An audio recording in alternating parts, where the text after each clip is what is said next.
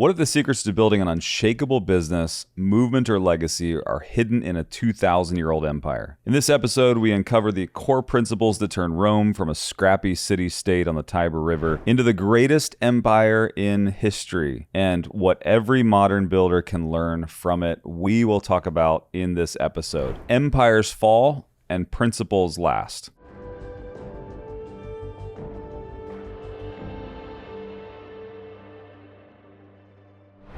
Welcome to the podcast today. I'm super excited about this episode. If you've seen my brand over the past 10 years, you know that I'm a fanatic of the Roman Empire. I love the writings of Marcus Aurelius. I am a huge fan of Ryan Holiday, who talks so much about the Stoics, but not just the principles and philosophies, but the principles that actually took something of insignificance to great significance, to the point where we're still talking about it today.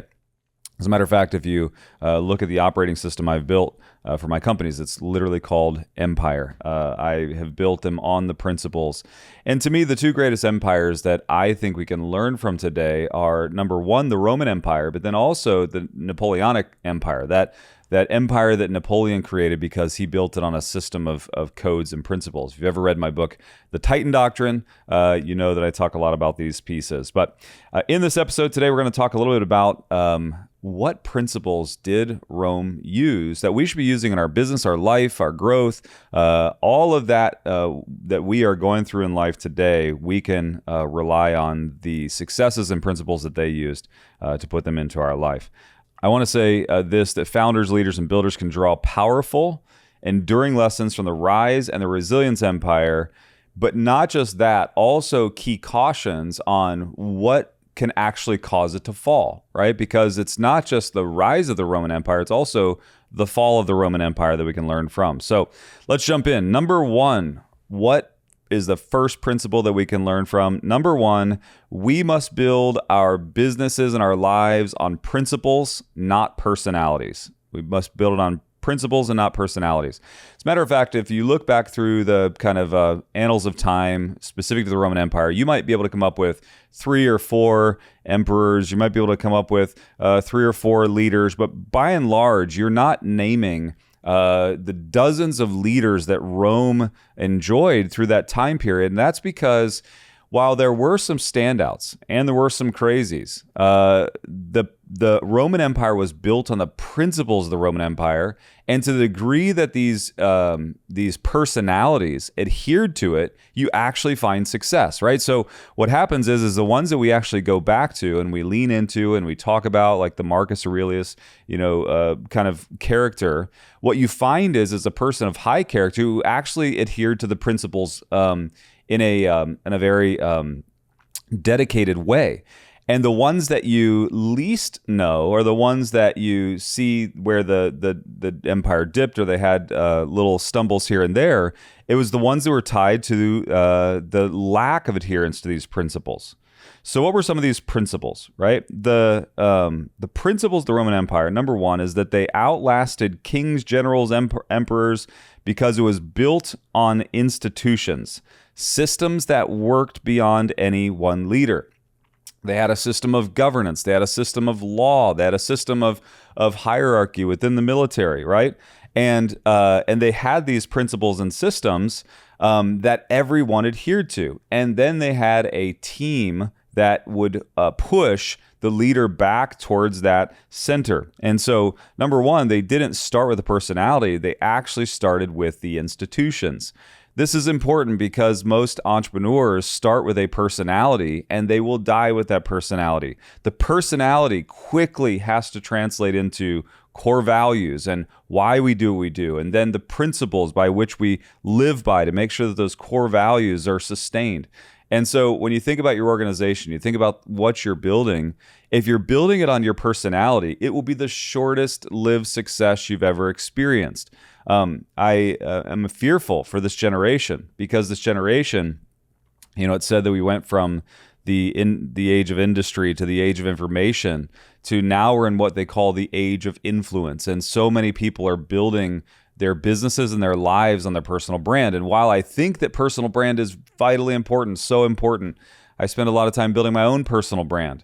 It has to transition into the principles of an institution because it cannot sustain over time on the personality of a man or a woman. And so we have to make sure that as we begin to find success in personality, we very quickly transition into principles. Sustainable ventures and movements are rooted in values, governance, and systems, not charismatic founders. I'm going to say that one more time because I know that this goes against the very grain and nature of what people think. Sustainable ventures and movements are rooted in values, governance, and systems, not just charismatic founders.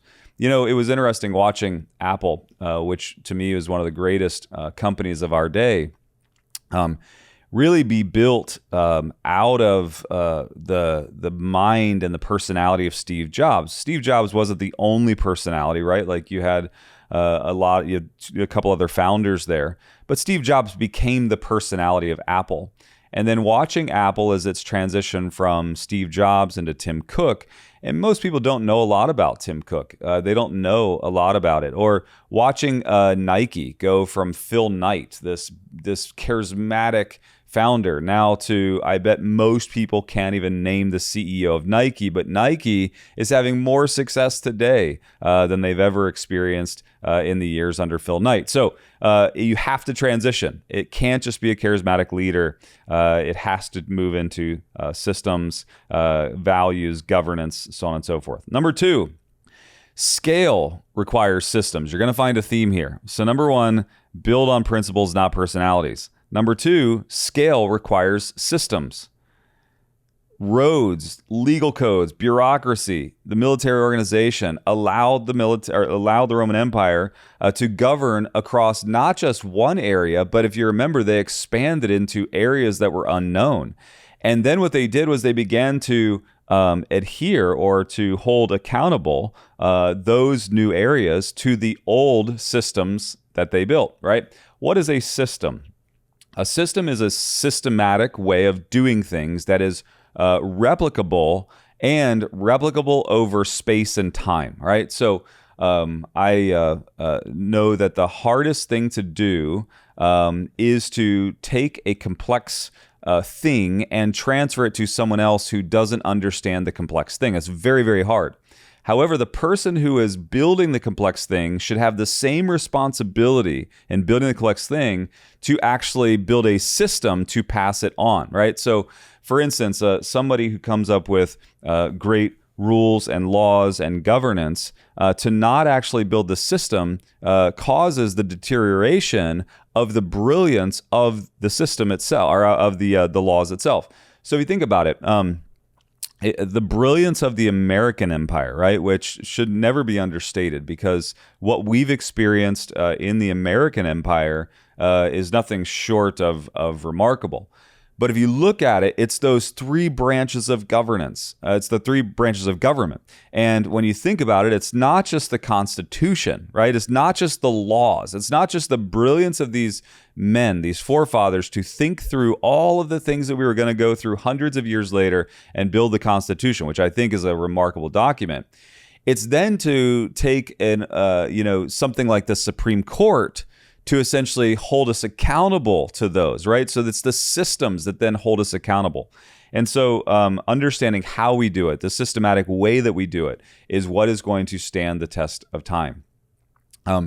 It's interesting because if you go to all the brilliance of art and painting around the world, you find the uniqueness that is there, and you hear people say, wow, that person looks like they paint like Van Gogh, or they build like Gaudi, or they, whatever it is. But the reality of it is that those men, those painters, those creators only last one lifetime because they can't systematically pass it down. So if everything is built on creativity and art, there's no way to pass it down because there's no systems. You've heard me talk a lot about chaos and order, and this is where the chaos must come into order, because if you can't pull your chaos into order, then without order, you'll never build an empire. You'll have success that is fleeting. Systems are required for scale. To scale any operation, whether it's a company or community, you have to have strong infrastructure and repeatable process. Number 3, resilience comes from adaptability. So we're building this, foundation. Think of it this way: as you're building an organization, you're building a foundation, and you're building it on principles, not a personality. Then you're putting systems on top of it so that you can repeat these processes over and over again, find efficiency and productivity. The next layer is that resilience comes from adaptability.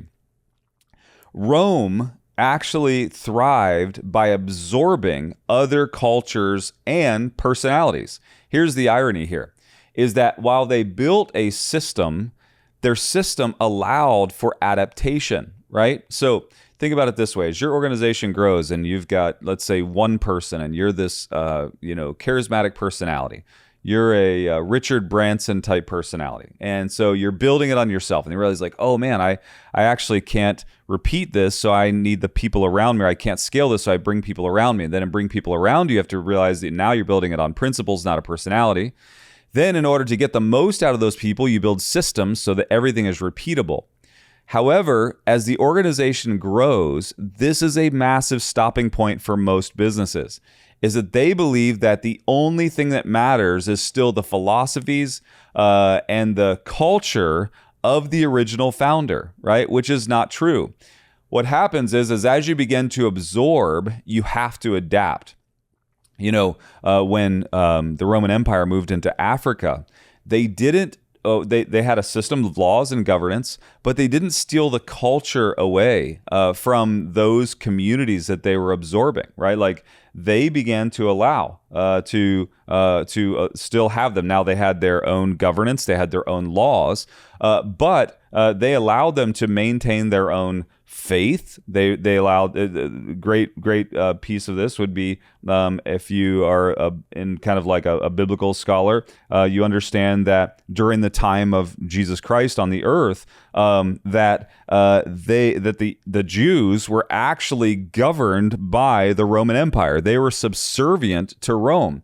However, you find that they still had their synagogues, they still had their Pharisees, they still had their scribes, they still had their Sadducees, right? Like their entire system under the kind of Jewish culture still existed, but then it had the Roman Empire on top of it. So what I'm saying by principle is this, is that as you begin to absorb people into your organization or into your community, it can't just be you adapt to us. It has to be, you have to have a mechanism and you have to have a foundation that's strong enough to be able to adapt to all their ideas, because they're bringing strengths and opportunities to the exact same organization that you brought strengths and opportunities to. And so this is important because I see a lot of companies who really struggle during this time period, where in this period of growth, they see lots of opportunities, but they shun them. They push them off because they don't fit the narrative of what once was. Resilience comes from adaptability. Long-term survival depends on evolving with the world, integrating new ideas, and staying flexible. Listen to this, without losing your core identity. Your core identity, go back, is tied to the principles. It's tied to the system. It's tied to that culture. But you can adapt. You can absorb and adjust and adapt, right? The next principle that we learned from the Roman Empire is that culture is a strategic asset. Culture is not just what you want things to be in your organization. It's the systematic behaviors that are represented, right? So culture isn't just about looking forward and saying, this is where I want to go. I want to be a culture of accountability. I want to be a culture of family. I want to be a culture. It's not just stating these things. It's about looking back over time and saying, did I create that? The Roman values that they use, like gravitas or disciplina or virtues, right? Like these are the culture of the Roman Empire, right? Where they very much had not just what to do, but how and why to do it, right? And so culture should shape behavior. So we should have a forward look, right? We should be like, hey, this is the culture we want. We should build principles to essentially gain that culture, but we should look back over time and make sure that it's represented in the behaviors of the people. At Collective Influence, one of the cultures that I want is a give back culture, right? So I talk about this ability to create wealth and create resources in what we're doing, but then the ability to give it away and make impact. And so I start my meetings a lot of times in our town halls or our group meetings where I'll talk about an update as to the orphanages or the feeding centers or the wells that we're digging or the businesses that we're building around the world. And we'll talk about it. Why am I talking about it consistently? Because I want it to be a part of our culture. However, if we have a give back culture corporately, and now I look back at the individuals, what I want to see is that each one of them are also taking on this same ethos, right? Like, are they giving back? When I give them the opportunity, are they jumping in? Are they just watching me do it, or and being maybe even grateful and excited about it? Or are they personifying it? Culture is not just me doing it. Culture is us doing it, right? And culture is a strategic asset because when you get people's hearts aligned, right? Like when they begin to do things because they desire it, right? They want to it. They want to do it. They see the outcomes of it. Now all of a sudden we have a cohesive unit moving forward. Culture shapes behavior, and a founder should define and defend their organization's values early. And then as a strategic kind of like outcry, it should become a part of their marketing, their communication, and it should be pervasive through the entire organization. And then the last principle that I think is so vital is this. This is the last principle I want to give you that I think, now there's 100 principles you can pull from the Roman Empire. I mean, obviously they existed for a long period of time. The Pax Romana, the longest period of peace. I mean, like they really did something amazing and remarkable, and you can take so many insights. But this is my last insight is that leadership, and I want you to hear this one if you hear any of them. Maybe I should have started with this one, but leadership is service. It's not glory. Leadership is service, not glory. To me, if I was given one topic to teach on specific to the Roman Empire, it would be this one. And that is leadership is a privilege. Leadership is something that I get to do. It's not something I have to do. And leadership is not a position that should lift my ego, should lift my persona. Leadership should be something that I see in service. There's no greater leader than a servant leader. There's no greater leader than the person who chooses to eat last when everyone else eats first. Like, to me, that is the leadership that I want to push, and I want to push into this world. Because if you go back, I love the story of one of the legendary kind of leaders of Rome, and he was a great general, and his name was Cincinnatus. And so I grew up in Ohio, so Cincinnati obviously is like kind of like from this kind of concept. But Cincinnatus was one of the great generals, and after winning a massive he literally saved the Republic. Like, I mean, like, I don't want to go deep into the story, but he saved the Republic. He was lauded. He was like, he could have had any position in Rome.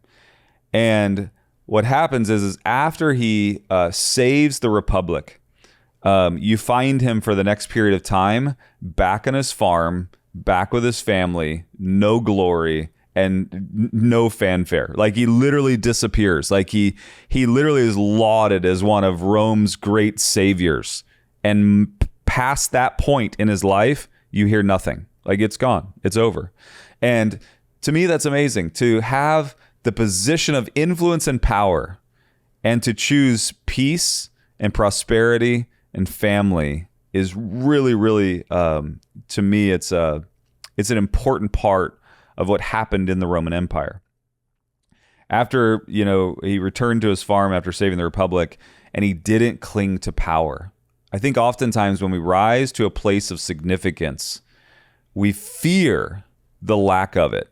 When we rise to a place of significance, we fear the lack of it, because there's something inside of the human brain and mind and kind of our culture that, once I'm granted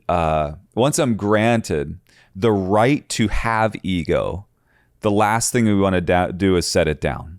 But I got to tell you, the most powerful thing you can do as you've been granted the right to have ego, you're successful, you're powerful, you've done it, you're amazing, you've conquered, you've crushed. The most powerful thing you can do past that point is not hold on. It's not to chase more. It's actually to set it down. Think about it. The most powerful person you've ever come in contact with in your life is the person who has all power and chooses not to wield it, right? That person's scary. Because we don't get it. We don't understand it. I'm going to tell you, it's the most powerful place you can be. True leadership serves the mission, not the ego. True leadership serves the mission, not the ego. I'm going to say it one more time. True leadership serves the mission, not the ego. If you're walking around your organization or your community and your acts are to draw more attention to yourself, more attention to your power, more attention to your prowess, more attention to your personality, right? Like, you are missing the point. You're serving your ego with leadership, not the mission. Can you be less and the mission and the organization be more? Is that possible? If not, it's an ego-driven desire for leadership. Humility and stewardship build trust and institutions that outlast you. Humility and stewardship, the two important things. Humility and stewardship build trust and institutions that will outlast you. If you want to learn from the Roman Empire, right? Empires fall and principles last. If you want to learn from these principles that we can see in the Roman Empire, we can see how to use them in our own life. The most important one, probably where we should start with, is this concept that leadership is service, not glory. You don't exist in this organization. And if you do that right, it's easy to go back to point number one and make it not a personality-driven organization, but a principle-led organization. And then to actually build systems. You know why entrepreneurs don't build systems? Because they're afraid of insignificance. If I build a system and everyone else doesn't need me and they can just do it over and over again without me, am I needed, right?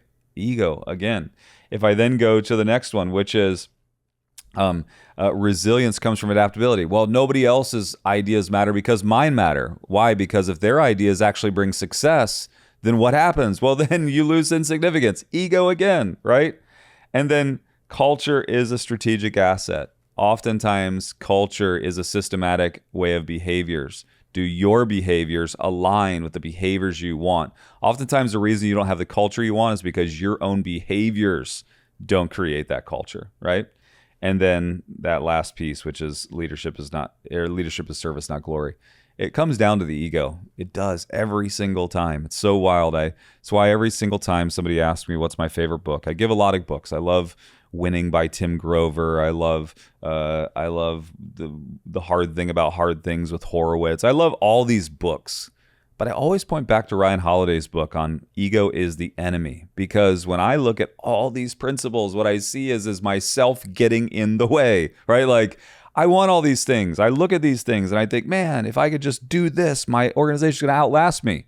And guess what? The only thing standing in the way is me. It's my ego. It's harder to maintain at the top than the actual fight to get there. When you are fighting to get there, fighting to get to success, it's easy to put down the ego. All of a sudden you get to the top, you're in first place, you're leading, right? One of the scariest things to me was when we were given the title of the world's largest business tour. I hated it, because I think that most people are like, oh man, we arrived. To me, it felt like, oh no, like this actually could mean the end, right? Because you know why? Once you're the largest, it's so much harder to fight to stay at the top, to not get complacent, than it is to actually rise. It's easier to rise than to maintain. One last quote I'm going to leave you and with for the podcast today is this. I brought up the book Winning by Tim Grover, and one of my favorite quotes in the entire book. If you've never read this book, it's a must read. You got to put it on your list. Audible, whatever it takes, get through this book. It's huge. He says, winning is not a marathon. It's a sprint with no finish line. Winning is not a marathon. It's a sprint with no finish line. What's interesting is as you're sprinting to the top and then you get there, you have to continue to sprint. Why? Because everybody else that's chasing is still sprinting, right? And that's a harsh reality. So instead of you putting all, and here's where I want to kind of anchor into real quick, is that when I just said that, you thought, oh, dear God, that means I have to sprint the rest of my life. Nope, that was your ego talking right there. Because if you build an organization that has the ability to sprint indefinitely, it can do it without you. If you're going to build a winning team, if you're going to build Apple, if you're going to build Nike, if you're going to build something significant, it has to take you out of it, right? Like when I said winning is not a marathon, it's a sprint with no finish line, you're like, oh, dear God, I have to sprint for the rest of my life. No, you have to teach others to sprint, and you have to hand off the baton. That's what the Roman Empire is all about. If you're building something meant to last, it might be a company, a movement, a legacy, and Rome offers both inspiration and caution. Make sure that you take inventory today of your organization, your company, your family, your community, and make sure that you are leaving it a better place than you found it. I love it. I have questions for each of your 5 steps. Can I go through them? Yep, sure. Okay. Principles versus personalities. The first thought that came to my mind was the shift that is happening where you have to build upon principles and not personalities with transparency is just getting harder and harder. Harder. It's way easier to tell in authenticity. Do you think there is relevance for personality tactic? You kind of touched on this, and is it in a certain step of? Yeah, I think personality is important, and I think that you oftentimes have to build in the beginning off of a personality. It's the fastest way to growth and to significance in our society.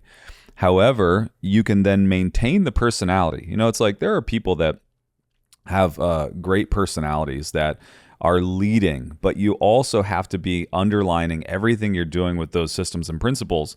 Well, you know, you can use it as a marketing crutch, you know, but you don't want it to be used as an organizational, operational crutch. And that's the important part. Is like, I think that our personalities as we build the company need to move into more of a forward push, but also should not be reliant on the actual fulfillment and organizational structure. I think of like Moses and Aaron. Yeah. It's like you have the face. For sure. Yeah. You have a face and you have the guy doing all the work. Yeah. Do you have a favorite example of a leader who led with personality and a favorite example of a leader who led with principle? Yeah. I love the personality of Warren Buffett. I mean, like, I just enjoy him, mainly because he's an anomaly. You know, he's a guy who's multi-billionaire, who still lives in the same house, drives the same car. Like, it didn't change him. And his personality was just kind of like out there the entire time. He was quippy. He was kind of eclectic and eccentric, but yet he was just so hometown Omaha, Nebraska, you know? And to me, that personality, I love. And I think I love it not because of what his personality was, but the authenticity tied to it. You know, culturally, maybe even, you know, from a... I think if Warren Buffett and I were sitting there together, would we be similar or the same? Probably not. We'd probably be opposite in a lot of areas. But I really value his authenticity and the ability to navigate life without ever allowing life to change him. And so to me, I like that. I like that leadership style. And then the second question was not just personality led, then it was... a leader who led on principles. Led on principles. Yeah, there's so many great leaders that led on principles. And, you know, I think that I obviously am a big coffee connoisseur. And so I really appreciate the character of kind of Howard Schultz. Howard Schultz was this kind of, he's still eccentric. He's still an interesting guy. Goes to Italy, you know, sits in coffee shops, brings it back in the brand of Starbucks. But what I love about what he built in Starbucks was he said, we're not necessarily selling coffee, we're selling an experience. Then he built it. And he said, there's 3 things that I want every person to experience coming in the coffee shop. Number 1, he said, I wanted to walk in, I want you to smell the coffee. He said, I want it to, you know, be a part of the experience. Number 2, I want you to see, I want it to feel like you walked into an old world Tuscan, you know, place where you get the experience that I got while I was in Italy. And number 3, I want you to be greeted by a friendly barista. what I know is that in the rise of Starbucks, when they had their greatest years was when they adhered to that principle. Later on, when they, were more ran from a corporate governance body, is when they started opening themselves up to all the licensing deals, and they went to Target, and they went to Publix, and they went to all these, and you lost so much of what that was. And I think that now they're in a new phase with the new CEO who's really going back to some of those basics.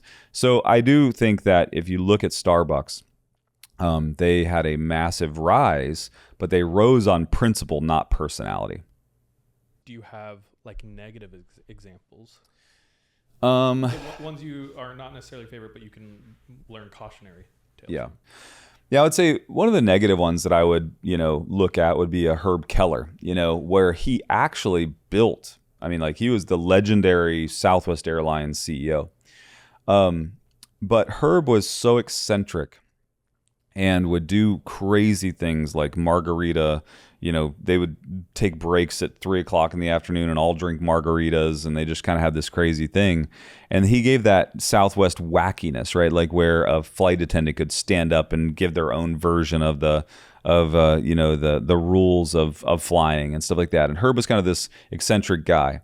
And what happened is Herb, I think, used his personality, that wackiness, that craziness, that let's do margaritas at 3 p.m., that allowed Southwest to rise. But then once they actually found success, Southwest, I believe, stagnated because of the personality of Herb, right? Like I feel like he didn't allow his ego to get out of the way, and they end up moving on, and then Southwest does find success. But I feel like you see in their kind of rise, you find Herb bring them to the top, which a personality does. But then a personality that doesn't get out of the way oftentimes then can stagnate it. And I feel like there's so many of those. I feel like you could go by the hundreds of those, because it's such it's why it needs to be cautioned to everybody, is like, this is the natural thing. We kind of build our own empire, and then we think like we're the central figure of the empire. Is that a more common story then? Way more common. Yeah, that makes sense. Way more common. I'll move on to systems in just a moment, but as you're speaking, an example that comes to my mind is Silicon Valley pre-Twitter, Silicon Valley post-X. Yeah. I feel like there was a let's take yoga, let's do margarita, right. Yeah. And then when X happened, it was like cut 40%. Right. Everyone's coding for 90 hours a week. And it is a different level. Like Elon's going to be an interesting one, because Elon is a crazy personality. And we've yet to see, it doesn't seem to be ego driven. He has an ego, a strong ego. But what's going to be interesting is to see if Elon keeps going down this path, and if he begins to let go of Tesla, and if Tesla, to me, the real story of whether Elon, because he's obviously built some big organizations. He's been involved in PayPal and all these others, if Tesla, who is built on the personality of Elon, can actually go to the next level without Elon, I think is really going to be the test of whether Elon got out of the way, or if it's a completely personality-driven company. So it'll be a proof of his systems if it... I think it's a proof of his systems. And then last with that, I think you've already answered this, but maybe you could just dive a little deeper. Is there room for both in a leader, personality and principle? And what does that look like? Yeah, I think honestly, it needs to be both. In this day and age, it's important, I think, to have the personality to lead. But again, it goes back to, it has to transition. You can build on the personality, the back of the personality, but at some point, once the personality cannot hold the weight of the organization, systems and processes have to hold the weight of the organization, and then they just become a benefit to the organization by that personality. They should be able to ride this, the personality and the awareness of that personality, but shouldn't be reliant on it. And that's when those transition and succession plans are so vitally important. It's important to understand, you look at like a Walt Disney World, and it's like that was built on a man's personality. It was not only a personality, it was the persona of him. And he did such a great job. But again, it goes back to, Walt oftentimes turned to his brother Roy and would give so many accolades to him for building all the systems and processes and being the backbone of Disney. And they used his personality as long as it made sense.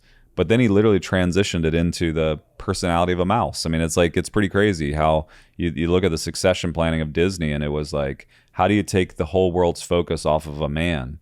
And what they did was they put it on a mouse. And now the mouse became this inanimate object that could stand the test of time. And they did it in a brilliant, brilliant way. I love that. Great analogy. All right. For systems. Hmm. First question that came to my mind is, why are people so quick to undermine the brilliance of the U.S. empire? It's something you mentioned. Yeah, because oftentimes we look at the U.S. empire, and because we're so close to it. So I think if you were to go back to the end of the Roman Empire, or maybe even you're going to find people that have dissent there, right? Like they conquered lands, they overthrew other empires. There's going to be a negativity. So looking back at it through the lens of history, we can find all the good in it. It's like we can even look at people like Alexander the Great and be like, wow, that was a great leader. It's like, no, Alexander was vicious and brutal and slaughtered lots of people. It's like, but you can look back over time. And part of it is just the American empires were so close. And we haven't seen how it turns out yet.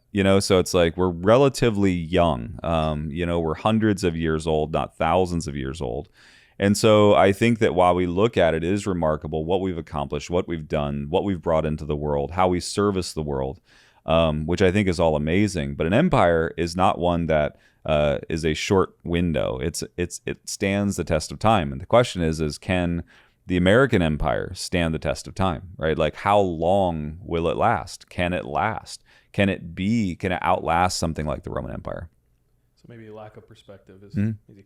My dad said he went to D.C. and he was getting coffee and he was just hanging out and he was watching a ton of just young, energetic people going back and forth. I know you spent time in Washington. I don't know. Do you have any general feelings about systems and principles in Washington? Yeah.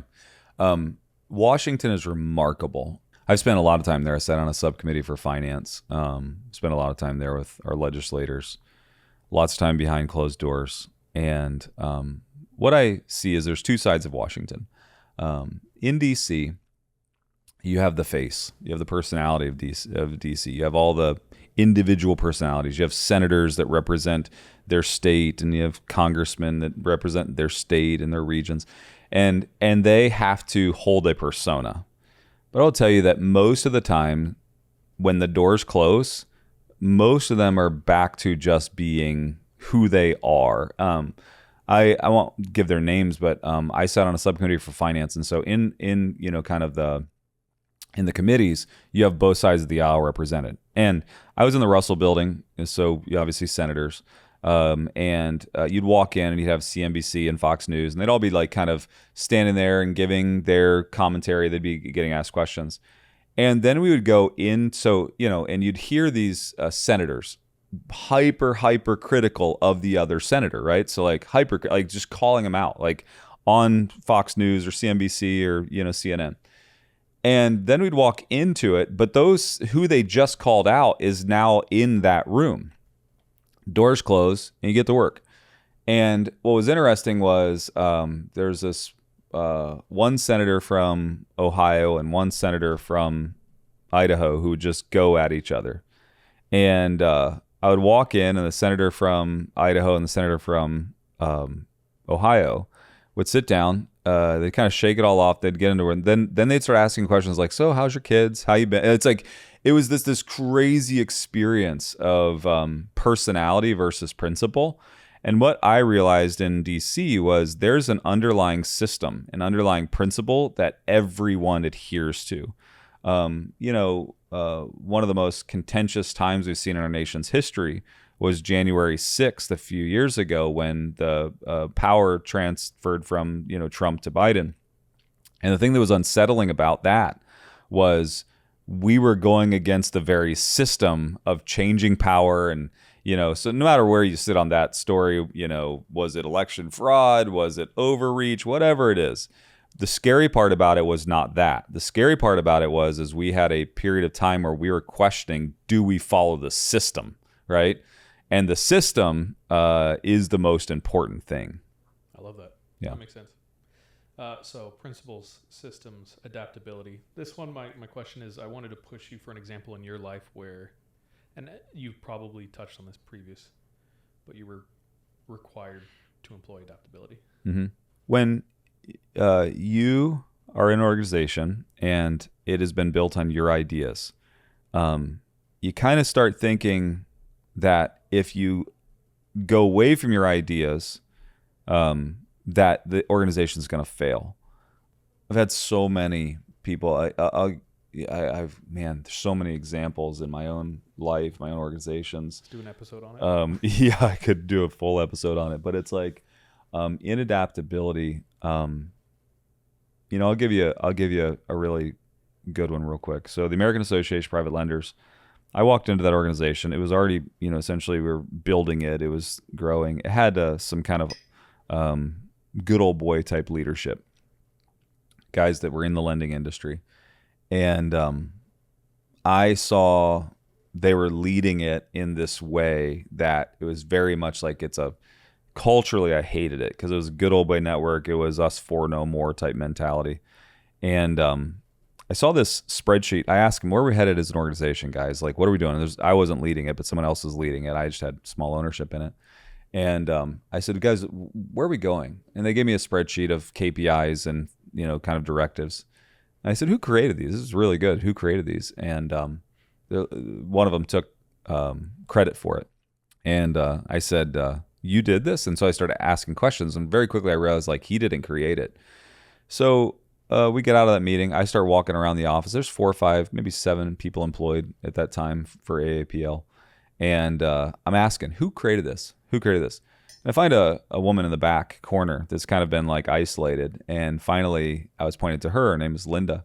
And I said, Linda, did you create this? She said, yeah. I said, why did you create this? She said, I just felt like we were not going in a direction. And I thought, well, maybe I could just at least show like some steps to get to where they wanted to go. She was like, I just made a guess of maybe where you guys want to go. And here's the steps to do it. I said to her, I said, how did that get received? She said, well, not well. She's like, but it must have been presented if you're standing here with it. And I said, yeah, because I was asking, what are the steps to get to where we want to go? And she said, yeah. She said, if you walk out of here with that sheet and we don't enforce it, she said, we're still not going to go anywhere. She was like, I'm so frustrated because like we're not. And I said, well, what do you think is missing? She was like, systems and processes. She said, a systematic way to get there. She was like, all of us don't actually know exactly where we're headed. And because we don't know exactly where we're headed, we don't even know the right steps to get there. She was like, I'd love for somebody just to give vision. And she was like, and then let's build the steps to get there. I said, do you think you're capable? She was like, not capable of the vision. She said, I'm capable of building the path to get there and executing. I said, okay, fair enough. Within the next 30 days, I'd fired everyone except for her, the marketing girl, and a salesperson. And today, Linda is the president, and I'm the chairman of the American Association of Private Lenders. Linda's the president. It's the largest organization of its kind. It's the largest aggregation of private capital in the world. The American Association of Private Lenders has had massive impact on legislation, on all kinds of systems and processes in the lending world and the private lending world. And there's billions and billions and billions of dollars flowing through that industry now. Linda, I adapted to what she believed was best about the organization versus me just kind of holding my ego of like, well, we built it and this is where we're headed. And Linda still, she takes my vision, but in the end, Linda executes and she builds the path. And to me, it was one of those great moments where allowing and adapting to the people and their abilities around you allowed me to have the success I wanted. I could have, out of ego, just said, well, we're building it and just keep doing your job and stuff like that. But it was one of those moments where, and I had a lot of people mad at me. I fired some people that really believed that, and what I did was I removed all ego out of the organization. And when I removed the ego out of the organization, then we actually adapted to the principles and systems that I knew would find success, but then we just executed on them. Now it's an amazing organization. There's a part at the end of that story. Well, first of all, love it. Yeah. I think I learned, you solidify what you're saying through story so well, so I appreciate it. There's a part in the end of that story where it's like, oh, this almost seems counterintuitive. We're like, Adaptability feels like you're getting rid of systems. Yeah. But then it's like, okay, so then there must be two types of systems, and there's Yeah. probably more. Sure. But there's systems that are built on principle or truth. Right. So these systems work. Yep. And then there's systems that are built on ego. Yeah. Because so many times you get into a place and you're like, well, why do we do this? Because that's how we do it. Because I said so. Yeah. Right. But why? Yeah. It's Exactly. very interesting. Yep. 2 questions. First one, what is the antidote to a glory-centric leader? And then the other one, if you build something that lasts you, it feels counterintuitive. The better I do my job, the more irrelevant I become. It's not a question, it's a thought. So any of those? Oh, every one of those are really good. And I always say that I'll kind of just jump off on this. That point you just made on the better I do my job, the more irrelevant I become. But it doesn't. Here's the problem: is that like we think that irrelevance means insignificance, and it doesn't. The more irrelevant you are, the more significance you gain. And so while the pats on the back and the accolades are intoxicating, you have to play for something bigger. And so in legacy, when you're trying to build an organization that lasts, you don't have to become insignificant. Think about it. Is Phil Knight insignificant? No, he's the person who landed the deal with Michael Jordan. He's the guy who stepped outside of Converse, and it's just like it's crazy, what he's built. So he's not insignificant, but he might be irrelevant today. Nike doesn't need him to be the organization. So I think it's a natural path of leaving the kind of short-term dopamine hits that we get that make us feel great, those pats on the back, and moving into this like long-term of going like, I'm okay with making myself irrelevant, but in that I'm making myself significant. You don't have to put it all away. It's just an exchange, right? Think about what Marcus Aurelius did. Think about what some of these great Roman leaders did. They're not insignificant. No, they're amazing piece along that pathway. They just became irrelevant, not needed, and that's a great thing. The more you can create yourself a path to irrelevance in your business, the better you are doing it, your job. Thanks so much for being a part of the podcast and for listening today. I'd love to connect with you further, and you can connect with me on social media at Eddie Wilson Official on any of the social media channels.